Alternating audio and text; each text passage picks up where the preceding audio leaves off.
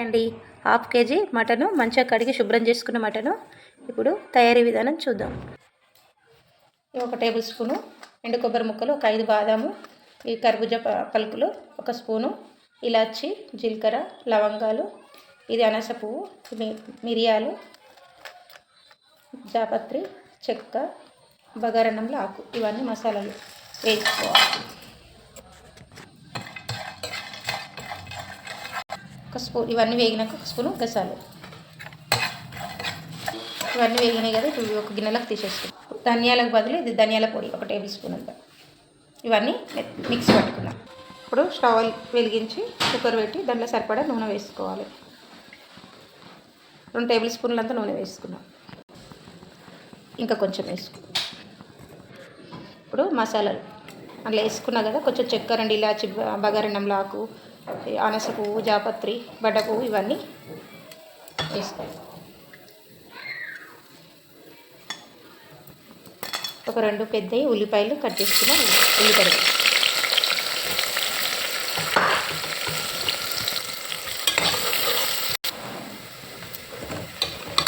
Golden brown కలర్కి వచ్చిందిగా ఉల్లిపాయ. ఇక ఇప్పుడు జింజర్ గార్లిక్ పేస్ట్ వేసుకున్నాం. Tablespoon ginger garlic paste,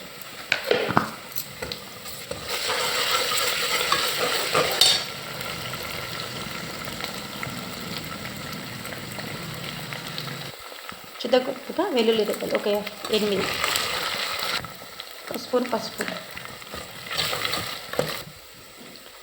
కరివేపాకు, పుదీనా, కొత్తిమీర,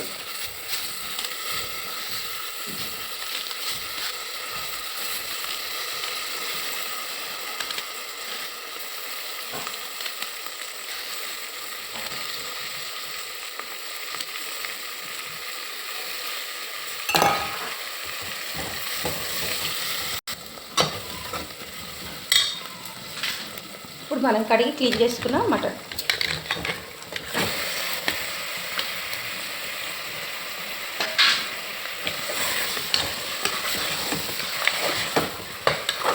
నూనెలో మంచిగా వేగనియాలి. మటన్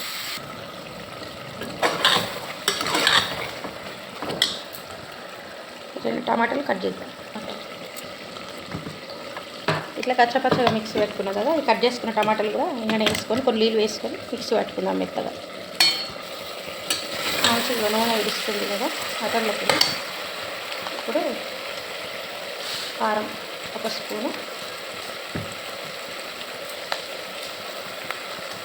ఉప్పు 1/2 స్పూన్,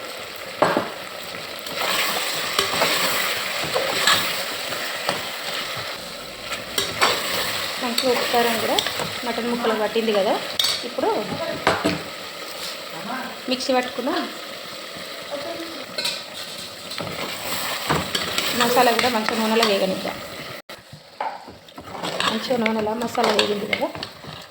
ఇప్పుడు ఇదే మిక్సీ జార్లోకి నీళ్ళు తీసుకొని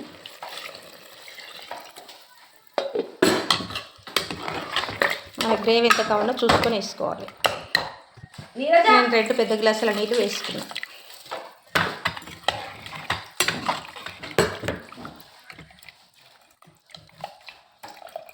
ఉడికే వరకు చిక్కదవుతుంది. ఇప్పుడు కుక్కర్ మూత పెట్టుకుని విజిల్ పెట్టుకుందాం. ఒక 9 విజిల్ రానిద్దాం. తర్వాత స్టవ్ ఆఫ్ చేసుకుందాం.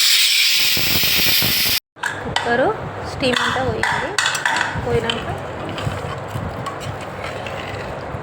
మంచిగా రెడీ అయిపోయింది మటన్ కర్రీ. ఈ వీడియో కనుక నచ్చితే లైక్ చేయండి, షేర్ చేయండి, ఛానల్ని సబ్స్క్రైబ్ చేసుకోండి, కామెంట్ చేయండి.